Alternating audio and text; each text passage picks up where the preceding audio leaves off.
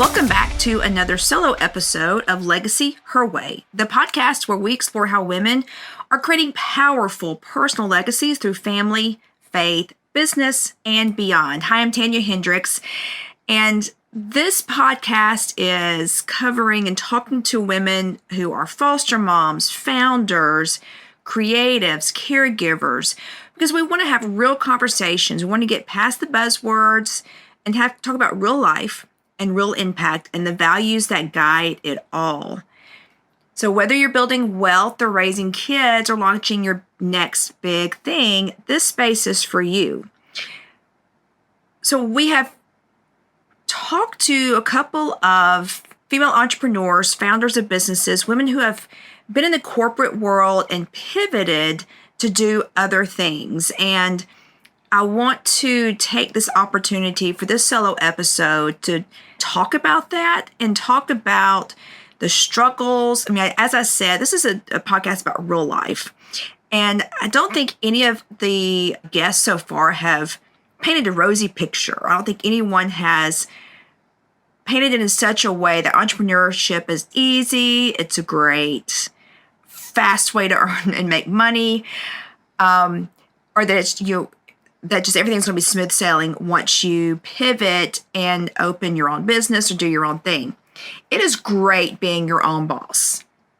But what's so funny is when I left a law firm setting and opened my own law firm, one of the things was I wanted to set my own schedule.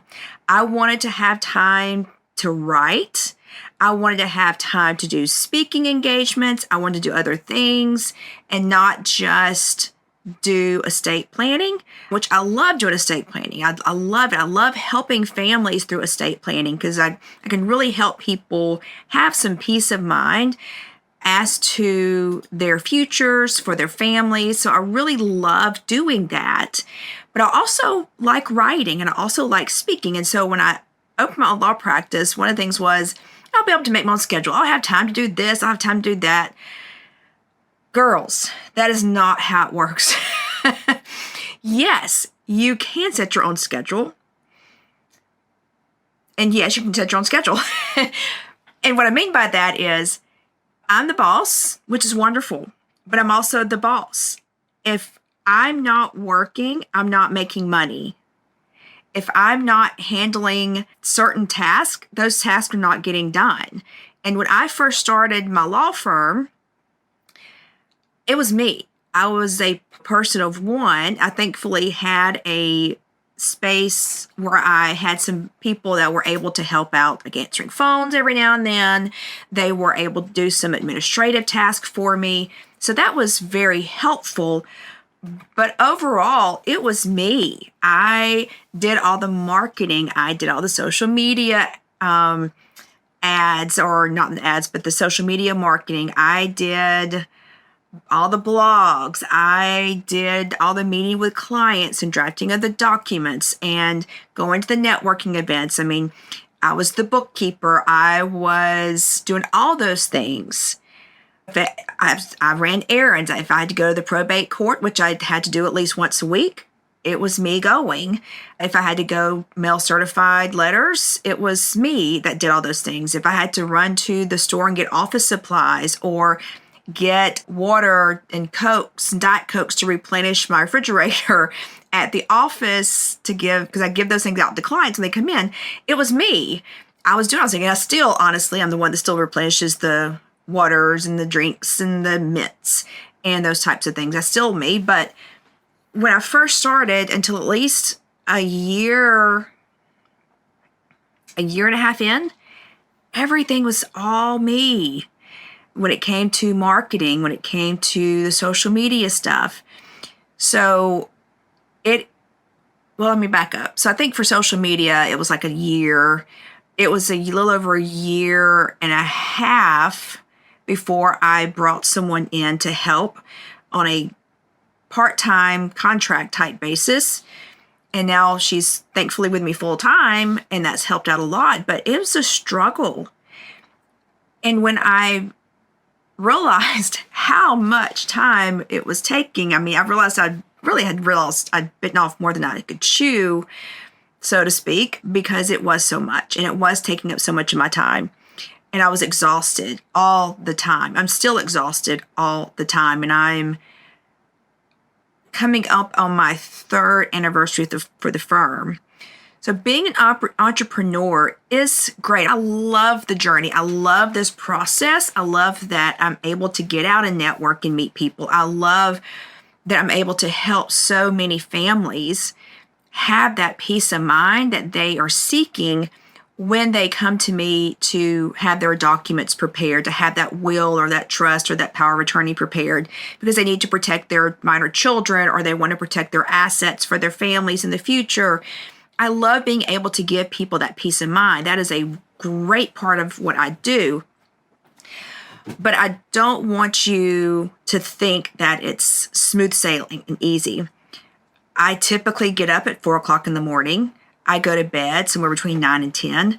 I leave my office. I have a home office and I have an office. I am in my home office first thing in the morning. I usually start my day off with some meditation, reading, prayer. I read my Bible, do my devotional, have prayer first thing in the morning. So I have my little morning routine. I have my morning ritual of how things get things started.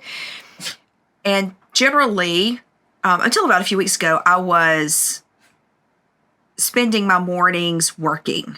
And so I'd be at my desk at home by 5 o'clock, 5:15, working on law firm stuff. Then I would go walk the dogs and I'd go to the office and I'd work all day at the office, then come home and get back in my law firm or my office at home and work for another couple of hours and maybe spend a little bit of time with my husband. Sometimes I would cook, most of the time he cooked. And so that's been my entrepreneurial journey. It has been a lot. And I feel like a lot of times I'm on a hamster wheel, just the same thing over and over and over again. I'll have a great month and then wake up the next morning and go, oh, I got to do that again. I got to keep churning. I got to keep this pace. And I have chosen this pace. I've chosen a certain goal for my firm because I have a certain goal or goal for my family. And so I have a goal for my firm that I really want to reach. And to get to that goal, it takes a lot of work. Not everyone's going to have that same goal. Some people value it depends on what your values are. It depends on what you're trying to accomplish. I'm trying to accomplish something that will be of benefit to my family. And most people will, but we just see it differently. We do things differently. But for me to get there, it's taking a lot of hard work. And it's learning to say no to things. It's learning to manage my time.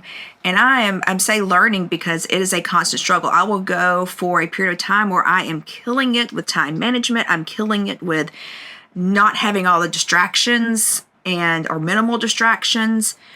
And I'm staying focused and I'm zoned in. And then other days I'm like, oh, what's happening on the news? What's happening on Twitter? What's happening on Facebook? Because it's kind of a way that I can give my brain a break. But that's not the way to do it. But that's the way I'm doing it at times. And it's not the best way.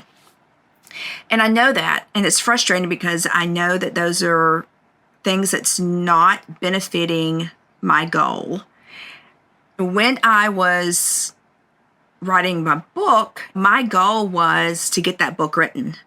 And I realized there were certain things I had to say no to in order to get that book written. And I'm learning the same thing with this law firm. It's just taking longer to do this and get the law firm built to the point where I really want it to be. And now that's going to take a while, but it's taking me longer to do this than it did to write my book. So I'm having to say no to things more and more and for a lengthier period of time than I did when I was writing my book. But it is a matter of saying no. Because if you say yes to something, you have to say no to something else. So one of the things I'd been saying no to was exercising and health, because it takes a long time to do your meal planning, to cut up all the vegetables for a salad, to clean up after you do the meals, then clean up after you cook. I mean, that takes so much time. And it takes time to get up and go exercise and do all those things. So I had been saying no to those things because I was saying yes to all the things with the law firm and getting it built. I thankfully have gotten to a place where I have some help with the firm. And so I've been able to shift a little bit off my plate to those people. And now I'm able to put back in the exercising, the things for health. And for me, health should be a priority. It's not, honestly. If it was a priority, I wouldn't have let other things get in its place, but it is what it is for me. It was not a priority, even though it should have been. So I've struggled with making the priority. Whereas some of you, health may be your priority, and you're like, Tanya, why can't you find the time to fit in a walk? Why can't you find the time to cut up all those vegetables for salad? I mean, some of you have that as a priority, and I applaud you for that, and I'm very jealous of that. I've had friends who were able to make that a priority, and they did that. But for me, it just hasn't been. But I'm trying to shift to do that. But I had to say no to some other things in order to say yes to fitting that back in my schedule. I mean, we only have so much time in a day. We have, I think it's 8,760 hours in a year, I think is what I calculated. I talked about in my other blog or my other solo episode. And how you allocate those hours is so crucial and so important. So yes, you can find time to think for things that you have a priority for, but it oftentimes means you say no to something else. And that's what, now that I've added health back in as a priority, I'm having to say no to some other things. And some of the things I'm saying no to is the social media. It's, still not quite there yet, but I'm trying to limit what I do because that's just, it's a time drain and it's not furthering my goal. I can look at someone else's life on social media, or I can build my own life. And so I'm trying to make that shift of, instead of looking at somebody else's life, look at my own life. Because, I told you, I get up at 4 o'clock in the morning. Can you see, if you're watching on YouTube, can you see the bags under my eyes? This is a constant because I'm so constantly, I'm just not getting much sleep because I haven't made that a priority, because I haven't made health a priority. And so those are things I'm trying to shift. I'm trying to move into making those a priority. And so I just felt compelled to come in and talk about this today because we have talked to so many incredibly powerful women who are building incredible businesses. And we're encouraging people, if you have that drive, if you have that passion, if you have that desire, make educated risk, do your homework, do your research, and make that educated risk. Part of that research is listening to the real stories and the real struggles and understanding it's not all unicorns and rainbows when you own your own business. There's a lot to learn as a business owner. There's a lot of things you'll go, oh crap, I didn't know how to do that. I got to pay a tax for that. I've got to pay for this. Everything costs money. I'm constantly having to buy supplies. Every time I turn around, I'm having to write a check for something or pay for something. There's all these things when you're a business owner you have to deal with. And so you have to learn those things. There's a learning curve. And then you have to figure out, again, the priorities. What are you going to do? When I was ready to launch this podcast, I knew I wanted to launch a podcast. I was like, how am I going to do it? How am I going to fit this into my schedule? Because the podcast takes time. It took a lot more time than I realized. I was very naive about the amount of time it would take to do this podcast. In fact, one of the reasons I'm doing this solo episode right now, very free form, just turned on the record button because I had to get it done. I haven't had time to sit down and really map out what I was going to talk about. But it's one of the things that I just have to get it done. My interviews are scheduled out. The women have been amazing to get the interviews scheduled. But for my solo episodes, it's just been a struggle for me to find the time to do an outline and figure out what I'm going to talk about And ChatGPT has been a huge help, but there's only so much a ChatGPT can do because it's my words. I want to be conveying what the message is in my own words. So it's a struggle to find the time to not only do the outline, figure out what I want to say, but also just sit down and do the recordings. I have to do it in a time where there's no one else around. Hopefully there's no garbage trucks going by. Have to get the room set up. And so it's just a lot of time. Thankfully, I do have some help at the office now who they are helping me tremendously. Thankfully, I have a husband who is very supportive and has taken on a lot of responsibilities. And so I'm able to spend that extra time, but it's also just taking a toll on me. Just honestly, it's taking a toll because I'm tired all the time. But that's part of my journey. And there are times that just like, I'm tired, I'm just tired. So I'm recording this in July of 25. 3 or 4 months ago, I can't even remember exactly when it was, I was standing in front of the mirror of my bathroom. I was getting ready that morning and I kept hearing a noise outside. And I was like, what is that noise? And I'd just been thinking prior to that, I was like, God, I'm just so tired. I am exhausted. I'm tired. It's that tired that your body is tired, and there's that tired that your soul feels tired. That the kind of tired that sleep don't fix. It was a mixture of those two, and I was just like, God, I'm tired. Something's got to give.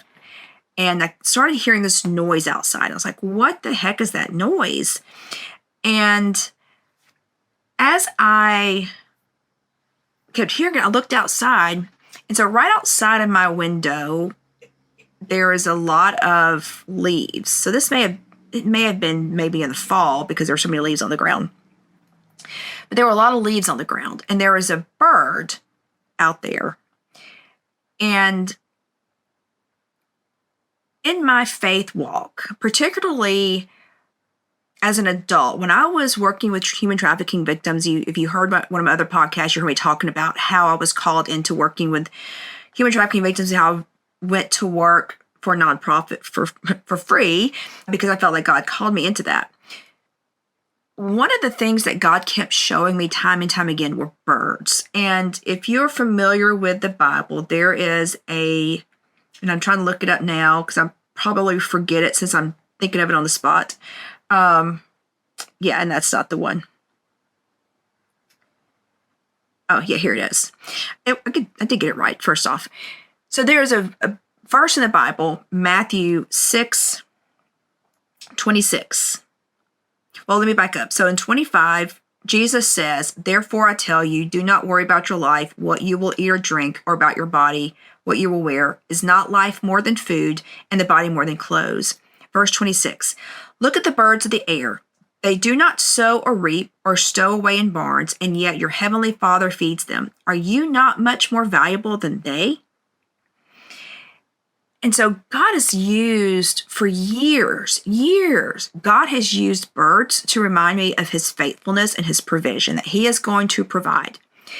In my mind, the way I always imagine that is like that little baby bird with the mouth wide open and the mama bird and the daddy bird coming bringing it food. So, I would be the one with the mouth wide open and God just coming in and feeding me and giving me what I needed each and every time. That was always the image I had with that verse. But on this morning, when I heard that bird outside, I was looking out there and watching it, God revealed something to me that it was just eye-opening to me. I never considered this. So this bird was picking up one set of leaves and then tossing it aside with his head and digging under that. And then he hopped to the next set of leaves and it was like he was angrily, just like he wasn't being gentle. Like he would pick up these leaves with his beak and throw it with toss it hard with his head, jerk his head back, throwing those leaves aside. Like a very angry motion. And so I feel like this bird was really ticked off because it was trying to find food and it couldn't. And it went from one pile to the next, and it went through like 3 or 4 different piles before it finally hopped away and flew to just a short distance away to another area where it's looking for food. And so when I was watching that, I saw how angry this bird was getting. Like, it was going from pile to pile to pile looking for food, and it could not find food. And I thought, God, you provide for the birds. And God's like, yeah, but it's not always under that first pile. You're going to always find the insect. That bird's going to always find the insect under that first pile of leaves. You have to try again. And you have to keep trying again. It may take several times before that bird finds that insect or that worm, that food that God is providing. But God has provided that food. It's there. But it's not being under the first set of leaves. And you may have to work for it. And in that moment, I was like, oh, that's what you're telling me. You're going to have to work for it. It's not going to be open up my business and all of a sudden there's $1 million in the bank. It's going to take time. And it's going to take looking under one set of leaves. And when that doesn't work and you're tired and you're frustrated, tossing those aside and looking at the next one or the next one or the next one. But God will provide.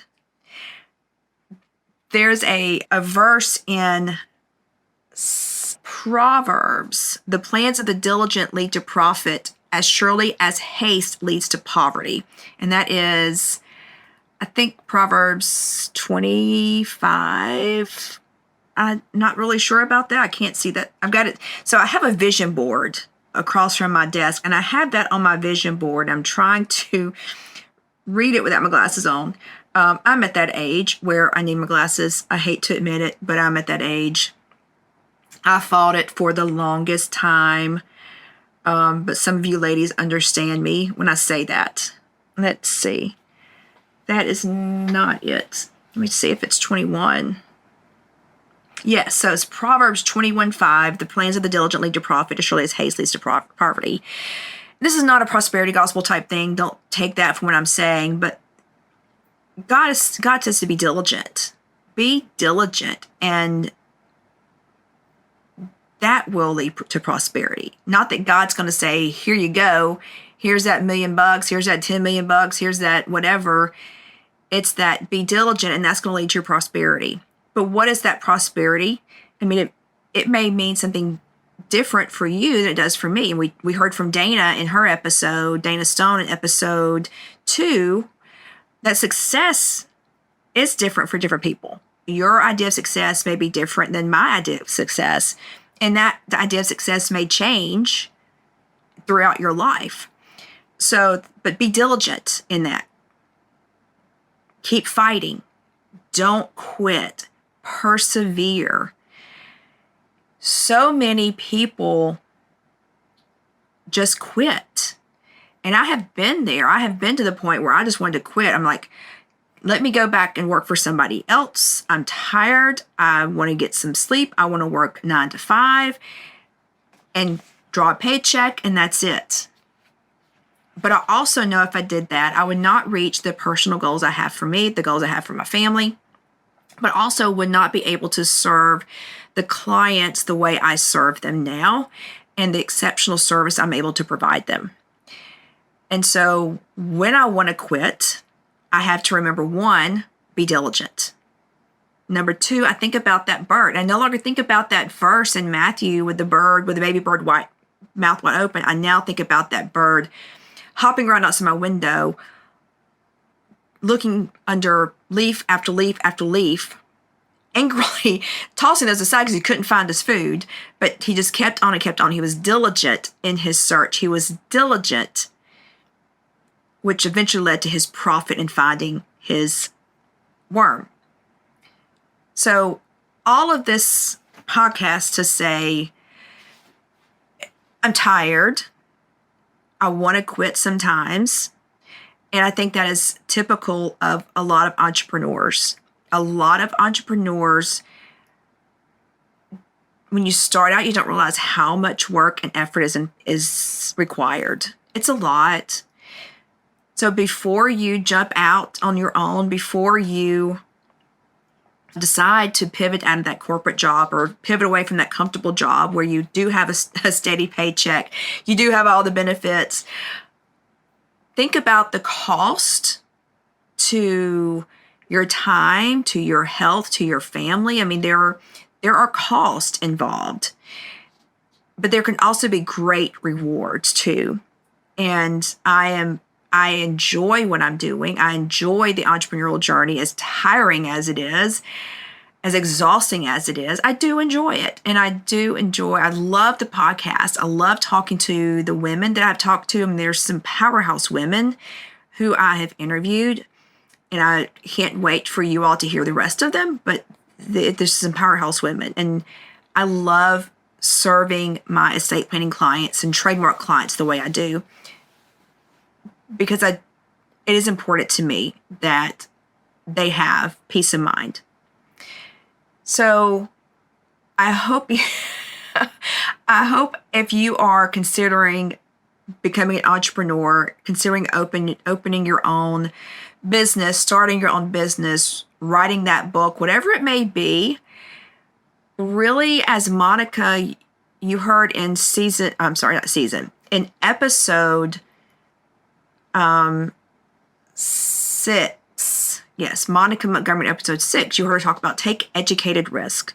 So you can take an educated risk, get educated, do your research, count the cost, count the pros, count the cons, talk to people who are a few steps ahead of you in what you're trying to do. If you're trying to start a law firm, talk to someone who has started a law firm recently and ask them what that was like. If you're wanting to write a book, talk to someone who wrote a book and maybe had a similar life to you. Maybe you have young children at home. Talk to somebody who's written a book who had young children at home, and how do they do that? There are just different things that different people you can talk to do your research, who they may not have made it 100%, but they're a few steps ahead of you, and they can tell you what that journey is like, so that you can make a decision if you really want to take that journey.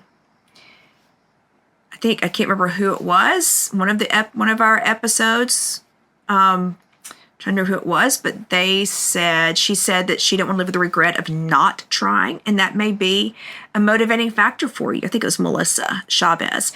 She didn't want to live with the regret of not trying it. That may be your motivator. That may be what tips the scales, and at least I want to give it a shot. If it doesn't work out, lessons learned. I understand if it doesn't work out, that's something I'm not going to do in my life. We'll go back to whatever else you were doing or pivot to something else. So just do your research, get educated, and understand that the entrepreneurial journey, as great as it can be, is also exhausting and tiring. Though that's the real talk. I want this podcast to reflect reality and what it's really like to be a woman entrepreneur, to be a woman business owner, to be a mom, to be building our families, our businesses, our faith, whatever it may be. I want this podcast to be a place where you hear the reality of that journey, the reality of the journey of life, the reality of the journey of building a legacy. Because we're all building a legacy. We're either being intentional about it or we're not being intentional about it. I want you to be intentional about it. All right. So if you got anything from today inspired you, moved you, or made you think differently about what legacy means, then be sure to follow this show so you never miss an episode. And if you're feeling generous, please leave a review to help more women find inspiration for their own path to legacy. Thank you so much for listening to Legacy Her Way. I'm Tanya Hendrix, and this episode was sponsored by Huntsville Estate Planning Lawyer, where we empower your vision and secure your future through estate planning and trademarks. Until next time, keep building boldly, loving deeply, and living your legacy. Bye.